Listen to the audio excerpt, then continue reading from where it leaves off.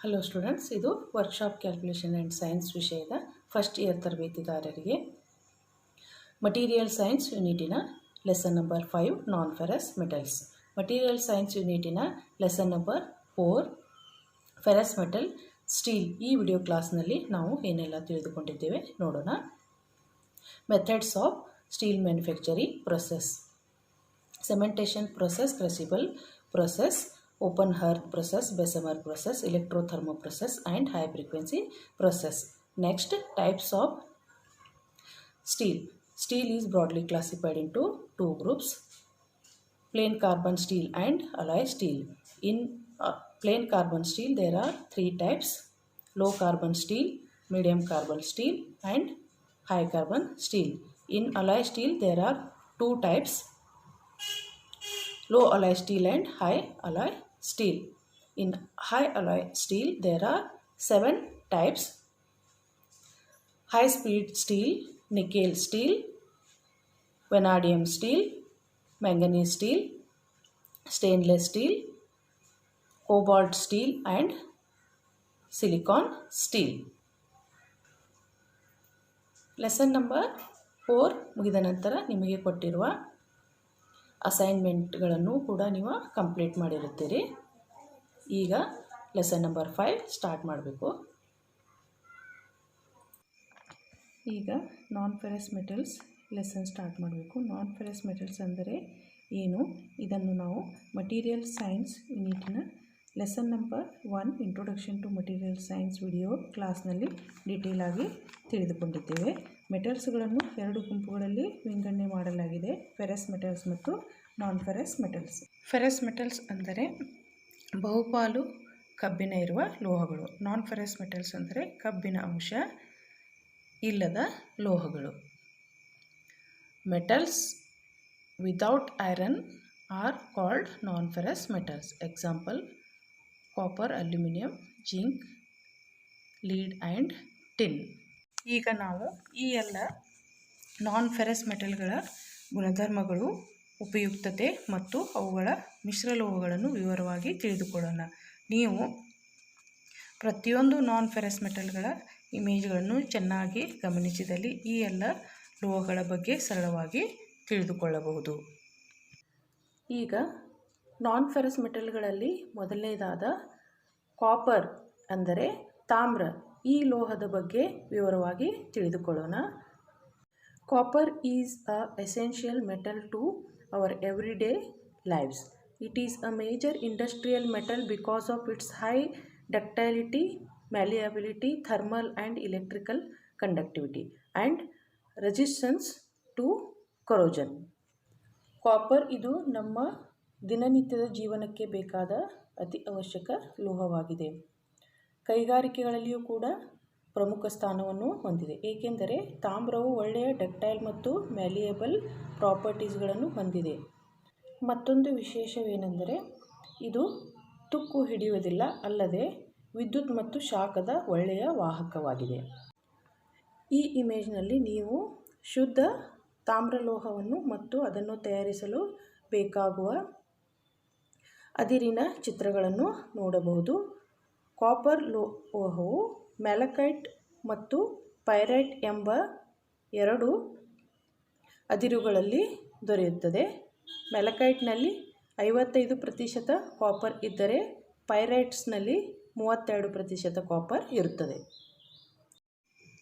Properties of copper: first one, reddish in colour.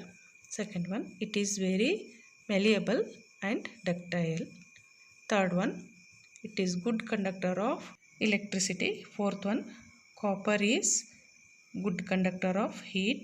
Fifth one, melting temperature is 1083 degree centigrade.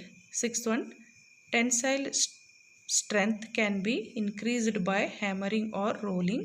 Seventh one, highly resistant to corrosion. Copper ಇದು ಕೆಂಪು ಬಣ್ಣದ ಲೋಹವಾಗಿದೆ ಮತ್ತು ಒಳ್ಳೆಯ malleable and ductile ಪ್ರಾಪರ್ಟಿಗಳನ್ನು ಹೊಂದಿದೆ. ಇದು ಅಲ್ಲದೆ electricity ಮತ್ತು ಶಾಖದ ಒಳ್ಳೆಯ ವಾಹಕವಾಗಿದೆ.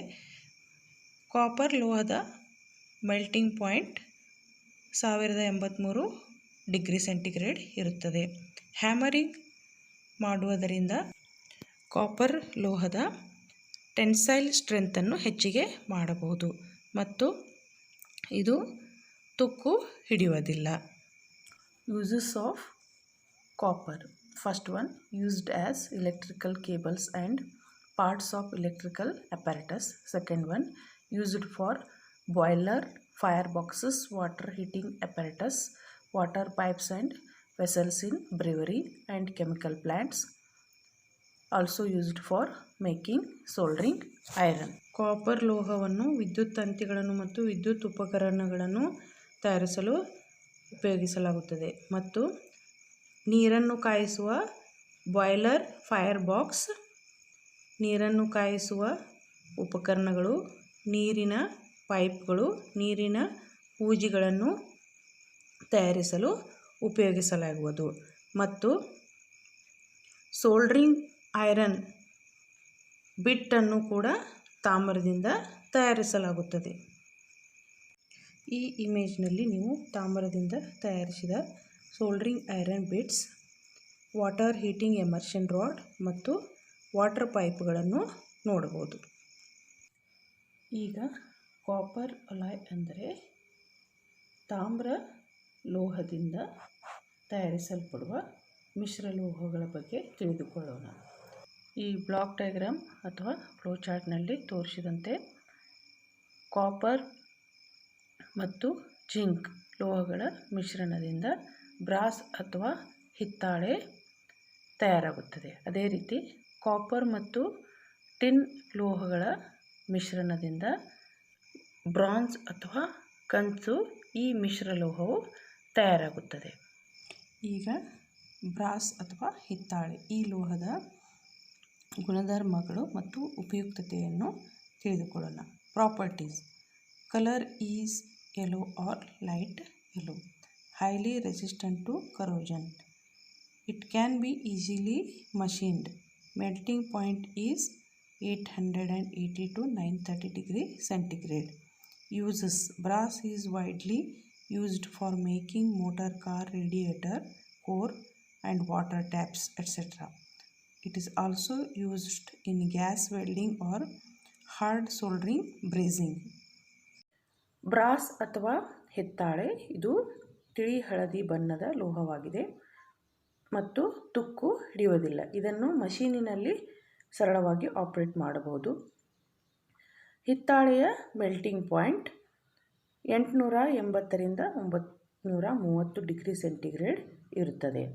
ಹಿತ್ತಾಳೆ ಇದನ್ನು ಗೃಹ ಉಪಯೋಗಿ ವಸ್ತುಗಳು, ಮೋಟಾರ್ ಕಾರ್ ರೇಡಿಯೇಟರ್ ಕೋರ್ ಮತ್ತು ಬ್ರೇಜಿಂಗ್ ರಾಡ್ಗಳನ್ನು ತಯಾರಿಸಲು ಉಪಯೋಗಿಸಲಾಗುತ್ತದೆ. ಈ ಇಮೇಜ್ನಲ್ಲಿ ನೀವು ಹಿತ್ತಾಳೆಯಿಂದ ತಯಾರಿಸಿದ ಬ್ರೇಜಿಂಗ್ ರಾಡ್ಗಳು, ಮೋಟಾರ್ ಕಾರ್ ರೇಡಿಯೇಟರ್ ಕೋರ್, ಗೃಹ ಉಪಯೋಗಿ ವಸ್ತುಗಳು ಮತ್ತು ವಾಟರ್ ಟ್ಯಾಪ್ ಅಥವಾ ನಲ್ಲಿಯನ್ನು ನೋಡಬಹುದು. ಈಗ ನಾವು ತಾಮ್ರದ ಇನ್ನೊಂದು ಮಿಶ್ರಲೋಹ ಬ್ರಾಂಜ್ ಅಥವಾ ಕಂಚಿನ ಬಗ್ಗೆ ವಿವರವಾಗಿ ತಿಳಿದುಕೊಳ್ಳೋಣ. ಮೊದಲನೇದಾಗಿ properties. First one, it's color ranges from red to yellow. Second one, highly resistant to corrosion. Third one, it can be easily machined with hard tools. It is harder than brass. Fourth one, melting point is 1005 degree centigrade. Uses: bronze is used in construction of sculptures, musical instruments and medals, and in industrial applications such as bushings and bearings. Bronze ಅಥವಾ ಕಂಚು ಇದು ಅದರಲ್ಲಿ ಮಿಶ್ರಣ ಮಾಡಿದ ಲೋಹಗಳ ಆಧಾರದ ಮೇಲೆ ಬೇರೆ ಬೇರೆ ಬಣ್ಣವನ್ನು ಹೊಂದಿರುತ್ತದೆ. ಇದು ತುಕ್ಕು ಹಿಡಿಯುವುದಿಲ್ಲ. ಇದನ್ನು ಮಷೀನ್ಗಳ ಮೇಲೆ ಆಪರೇಟ್ ಮಾಡಿ ಬೇರೆ ಬೇರೆ ಆಕಾರಗಳನ್ನು ಪಡೆದುಕೊಳ್ಳಬಹುದು. ಕಂಚಿನ ಮೆಲ್ಟಿಂಗ್ ಪಾಯಿಂಟ್ 1005 ಡಿಗ್ರಿ ಸೆಂಟಿಗ್ರೇಡ್ ಇರುತ್ತದೆ. ಕಂಚು ಅಥವಾ ಬ್ರಾಂಜ್ ಇದನ್ನು ಮೂರ್ತಿಗಳನ್ನು ತಯಾರಿಸಲು, ಮ್ಯೂಸಿಕಲ್ ಇನ್ಸ್ಟ್ರುಮೆಂಟ್ ತಯಾರಿಸಲು, ಮೆಡಲ್ಗಳನ್ನು ತಯಾರಿಸಲು ಮತ್ತು ಕೈಗಾರಿಕೆಗಳಲ್ಲಿ ಬುಷ್ ಮತ್ತು ಬಿಯರಿಂಗ್ಗಳನ್ನು ಕೂಡ ತಯಾರಿಸಲು ಉಪಯೋಗಿಸಲಾಗುತ್ತದೆ. ಈ ಇಮೇಜ್ನಲ್ಲಿ ನೀವು ಕಂಚಿನಿಂದ ತಯಾರಾದ ಮೂರ್ತಿ, ಮೆಡಲ್ ಮತ್ತು ಕೈಗಾರಿಕೆಯಲ್ಲಿ ಉಪಯೋಗಿಸಲಾಗುವ ಕಂಚಿನಿಂದ ತಯಾರಾದ ಬುಷ್ ಮತ್ತು ಬಿಯರಿಂಗ್ಗಳ ಚಿತ್ರಗಳನ್ನು ನೋಡಬಹುದು. ಇಲ್ಲಿಯವರೆಗೆ ನಾವು ನಾನ್ ಫೆರಸ್ ಮೆಟಲ್ಗಳಲ್ಲಿ ಮೊದಲನೇದಾದ ತಾಮ್ರ ಈ ಲೋಹದ ಬಗ್ಗೆ ವಿವರವಾಗಿ ತಿಳಿದುಕೊಂಡಿದ್ದೇವೆ ಮತ್ತು ಅವುಗಳ ಮಿಶ್ರಲೋಹಗಳನ್ನು ಕೂಡ ತಿಳಿದುಕೊಂಡಿದ್ದೇವೆ. ಈಗ ನಾನ್ ಫೆರಸ್ ಮೆಟಲ್ಗಳಲ್ಲಿ ಎರಡನೇದಾದ ಲೀಡ್ ಅಥವಾ ಸೀಸರ್ ಈ ಲೋಹದ ಬಗ್ಗೆ ವಿವರವಾಗಿ ತಿಳಿದುಕೊಳ್ಳೋಣ. Lead is a very commonly used non-ferrous metal and has variety of industrial applications. ಸೀಸರ್ ಅಥವಾ ಲೀಡ್ ಈ ಲೋಹವನ್ನು ಸಾಮಾನ್ಯವಾಗಿ ಎಲ್ಲ ಕಡೆ ಉಪಯೋಗಿಸುತ್ತೇವೆ. ಬೇರೆ ಬೇರೆ ಕೈಗಾರಿಕೆಗಳಲ್ಲಿ ಇದರ ಉಪಯುಕ್ತತೆ ಹೆಚ್ಚಾಗಿದೆ. ಈ ಚಿತ್ರದಲ್ಲಿ ನೀವು ಬಿಸ್ಕೆಟ್ ರೂಪದಲ್ಲಿ ಇರುವ ಶುದ್ಧ ಲೀಡ್ ಲೋಹವನ್ನು ಮತ್ತು ಅದನ್ನು ತಯಾರಿಸಲು ಬೇಕಾಗುವ ಲೀಡ್ ಅದಿರು ಗಲೀನಾ ಇದನ್ನು ನೋಡಬಹುದು. ಲೀಡ್ ಲೋಹದ ಪ್ರಾಪರ್ಟೀಸ್ ಅಂದರೆ ಗುಣಧರ್ಮಗಳು. First one, it is silvery in colour when molten. Second one, highly resistant to corrosion. Third one, it is soft and malleable. Fourth one, it is good insulator against nuclear radiation. Fifth one, it is resistant to many acids like sulphuric acid and hydrochloric acid. Lead ಲೋಹದ ಗುಣಧರ್ಮಗಳು. ಇದು ಬೆಳ್ಳಿಯ ಹಾಗೆ ಹೊಳಪು ಬಣ್ಣವನ್ನು ಹೊಂದಿದೆ. ತುಕ್ಕು ಹಿಡಿಯುವುದಿಲ್ಲ. ಮೃದುವಾದ ಮತ್ತು ಒಳ್ಳೆಯ ಮ್ಯಾಲಿಯೇಬಲ್ ಪ್ರಾಪರ್ಟಿಗಳನ್ನು ಹೊಂದಿದೆ. ಇದು ನ್ಯೂಕ್ಲಿಯರ್ ರೇಡಿಯೇಷನ್ ಮತ್ತು ಆಸಿಡ್ಗಳಾದ ಸಲ್ಫ್ಯೂರಿಕ್ ಆಸಿಡ್, ಹೈಡ್ರೋಕ್ಲೋರಿಕ್ ಆಸಿಡ್ಗಳಿಗೆ ನಿರೋಧಕವಾಗಿದೆ. ಲೀಡ್ ಅಂದರೆ ಸೀಸರ್ ಈ ಲೋಹದ ಉಪಯುಕ್ತತೆಗಳು. It is used in batteries, in preparation of solders, in preparation of paints, in cable sheathing, for making weights for lifting. Lead ಲೋಹವನ್ನು ಬ್ಯಾಟ್ರೀಸ್, ಸೋಲ್ಡರ್ಸ್, ಪೇಂಟ್ಸ್, ಕೇಬಲ್ ಶೀದಿಂಗ್ಗಳ ತಯಾರಿಕೆಯಲ್ಲಿ ಉಪಯೋಗಿಸಲಾಗುತ್ತದೆ ಮತ್ತು weight lifting ಮಾಡಲು ಬೇಕಾಗುವ ವೇಟ್ಸ್ಗಳ ತಯಾರಿಕೆಯಲ್ಲಿ ಕೂಡ ಇದನ್ನು ಉಪಯೋಗಿಸಲಾಗುತ್ತದೆ. ಈ ಇಮೇಜ್ನಲ್ಲಿ ನೀವು ಲೀಡ್ ಲೋಹದಿಂದ ತಯಾರಾದ ಬ್ಯಾಟ್ರಿ ಪಾರ್ಟ್ಗಳು, ಸೋಲ್ಡರ್ ಮತ್ತು ಕೇಬಲ್ ಶೀದಿಂಗ್ ಚಿತ್ರಗಳನ್ನು ನೋಡಬಹುದು. ಈಗ ಲೀಡ್ ಲೋಹದಿಂದ ತಯಾರಿಸಲ್ಪಡುವ ಮಿಶ್ರಲೋಹಗಳ ಬಗ್ಗೆ ತಿಳಿದುಕೊಳ್ಳೋಣ. ಅದರಲ್ಲಿ ಮೊದಲನೆಯದಾಗಿ ಬ್ಯಾಬಿಟ್. ಬ್ಯಾಬಿಟ್ ಮೆಟಲ್ ಇದು ಲೀಡ್, ಆಂಟಿಮನಿ ಮತ್ತು ಟಿನ್ ಲೋಹಗಳಿಂದ ತಯಾರಾದ ಮಿಶ್ರಲೋಹವಾಗಿದೆ. ಅದರಲ್ಲಿ ಲೀಡ್ ಇದು 80ರಿಂದ 89% ಇರುತ್ತದೆ. ಆಂಟಿಮನಿ 7ರಿಂದ 15% ಮತ್ತು ಟಿನ್ ಇದು 4ರಿಂದ 5% ಇರುತ್ತದೆ. ಇದು ಸಾಫ್ಟ್ ಮತ್ತು ಆ್ಯಂಟಿ ಫ್ರಿಕ್ಷನ್ ಅಲಾಯ್ ಇರುವುದರಿಂದ ಇದನ್ನು ಬೇರಿಂಗ್ಸ್ಗಳ ತಯಾರಿಕೆಯಲ್ಲಿ ಉಪಯೋಗಿಸಲಾಗುತ್ತದೆ. ಅಂದರೆ ಈ ಲೋಹವು ಮೃದುವಾಗಿರುತ್ತದೆ ಮತ್ತು ಫ್ರಿಕ್ಷನ್ ಇದನ್ನು ಕಡಿಮೆ ಮಾಡುತ್ತದೆ. ಅದಕ್ಕಾಗಿ ಇದನ್ನು ಬೇರಿಂಗ್ಸ್ಗಳ ತಯಾರಿಕೆಯಲ್ಲಿ ಉಪಯೋಗಿಸಲಾಗುತ್ತದೆ.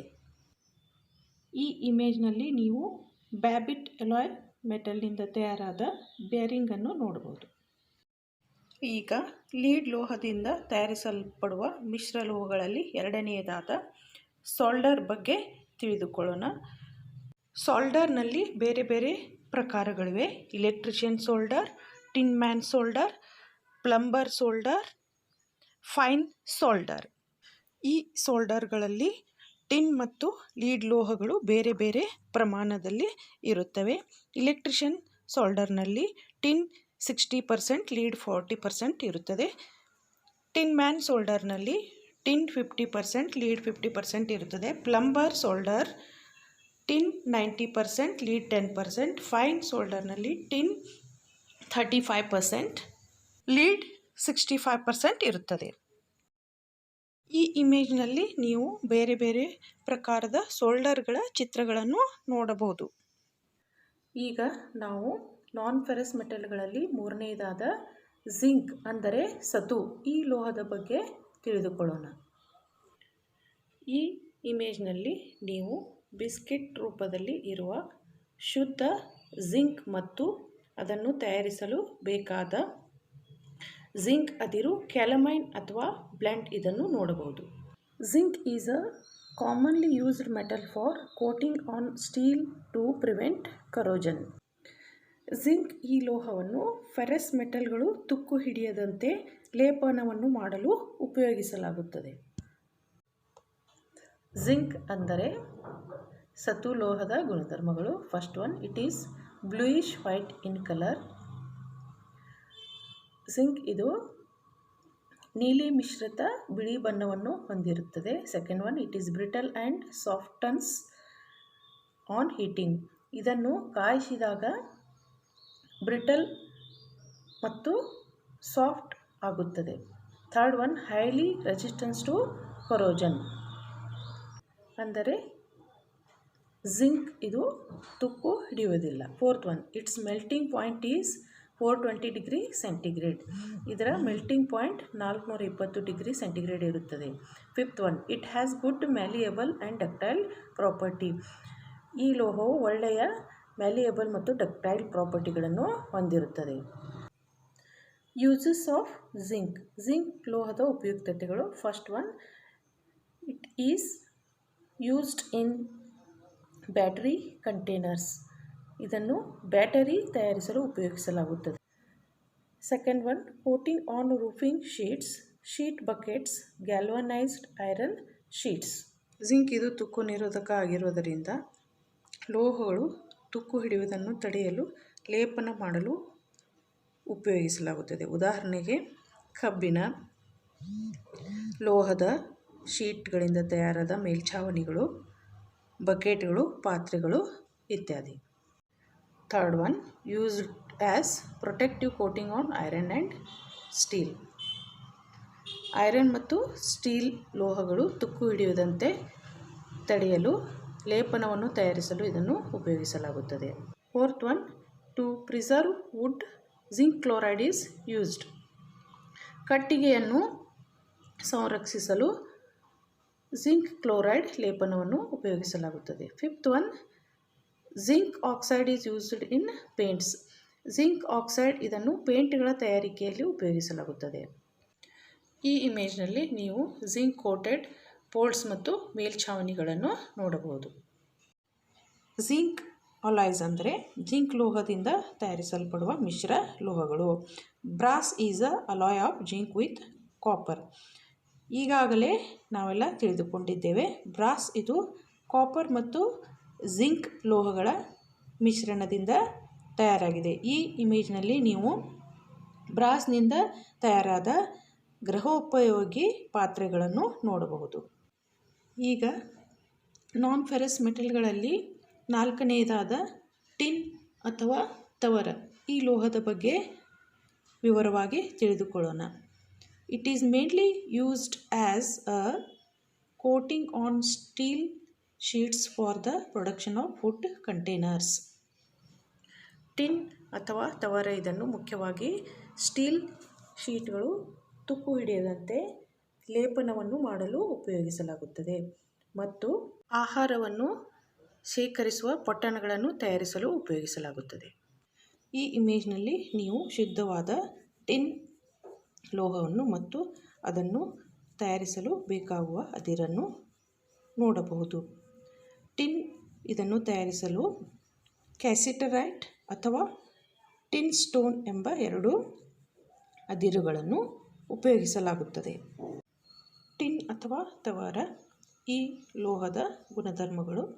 First one, it is shining white metal. ಇದು ಹೊಳೆಯುವ ಬಿಳಿ ಬಣ್ಣದ ಲೋಹವಾಗಿದೆ. Second one, it is very soft and had malleable property. ಇದು ತುಂಬ ಮೃದುವಾದ ಮತ್ತು ಮ್ಯಾಲಿಯಬಲ್ ಗುಣಧರ್ಮವನ್ನು ಹೊಂದಿರುತ್ತದೆ. Third one, highly resistant to corrosion. ಇದು ತುಕ್ಕು ನಿರೋಧಕವಾಗಿದೆ. Fourth one, its melting point is 231 degree centigrade. Tin ಲೋಹದ ಮೆಲ್ಟಿಂಗ್ ಪಾಯಿಂಟ್ 231 ಡಿಗ್ರಿ ಸೆಂಟಿಗ್ರೇಡ್ ಇರುತ್ತದೆ. Fifth one, tensile strength is low. ಈ ಲೋಹದ ಟೆನ್ಸೈಲ್ ಸ್ಟ್ರೆಂತ್ ಕಡಿಮೆ ಇರುತ್ತದೆ. Uses of tin. ಟಿನ್ ಅಂದರೆ ತವರ ಲೋಹದ ಉಪಯುಕ್ತತೆಗಳು. It is mainly used as protective and moisture proof coating on steel sheets for the production of food containers.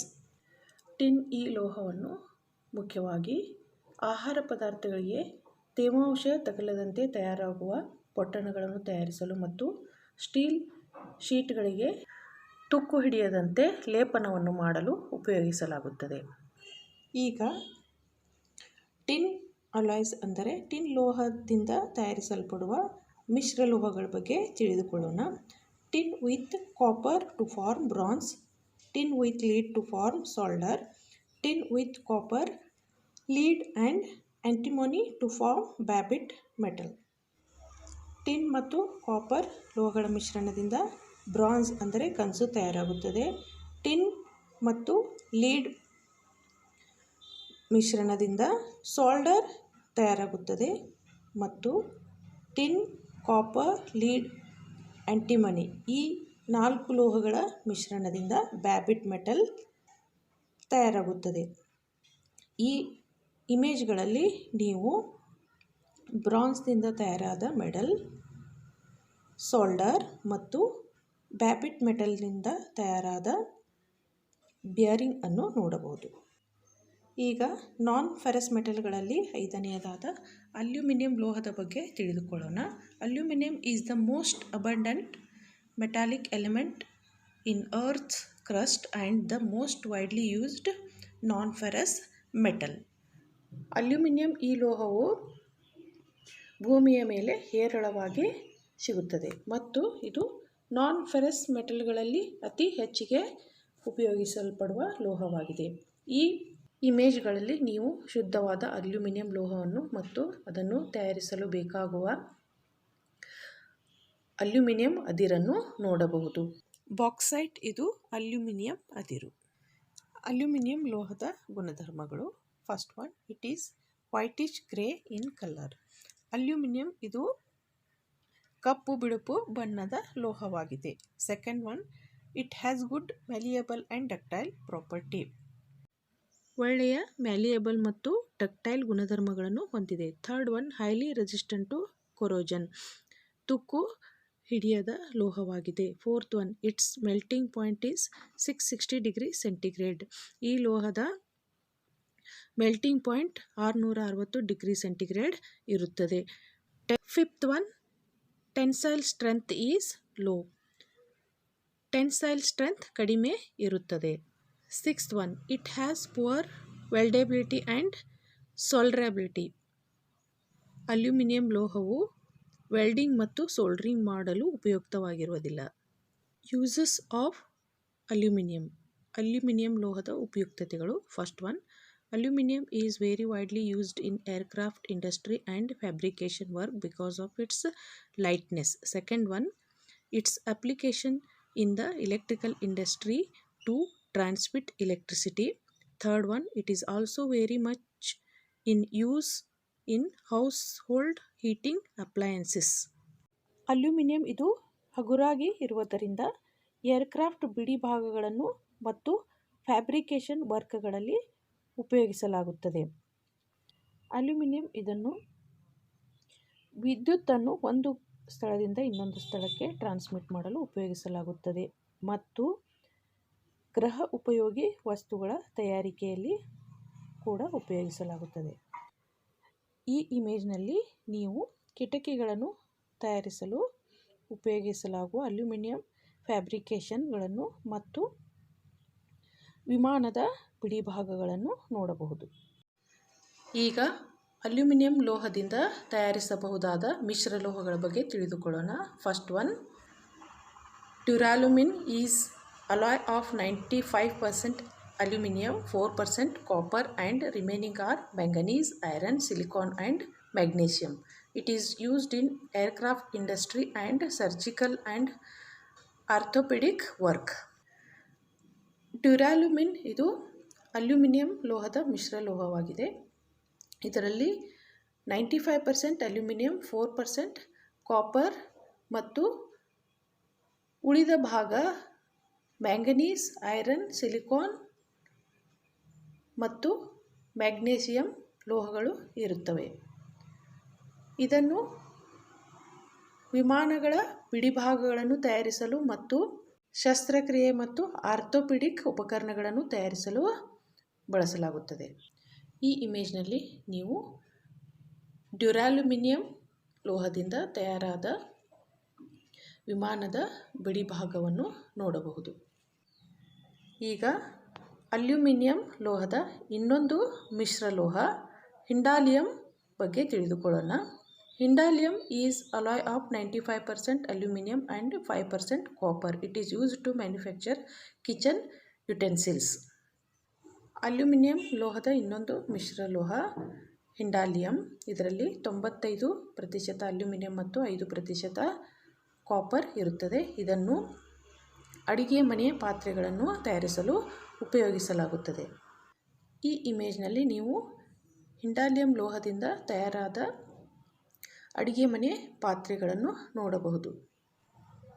ಇಲ್ಲಿಗೆ ನಾನ್ ferrous metals video class ಮುಗಿಯುತ್ತದೆ. ಈಗ assignment: make a list of non ferrous objects used in your house. ನಿಮ್ಮ ಮನೆಯಲ್ಲಿ ನಾನ್ ferrous ಮೆಟಲ್ಗಳಿಂದ ತಯಾರಾದ ವಸ್ತುಗಳ ಪಟ್ಟಿಯನ್ನು ಮಾಡಬೇಕು ಮತ್ತು ಗುರುತಿಸಬೇಕು. Next class: properties of timber, rubber and insulators.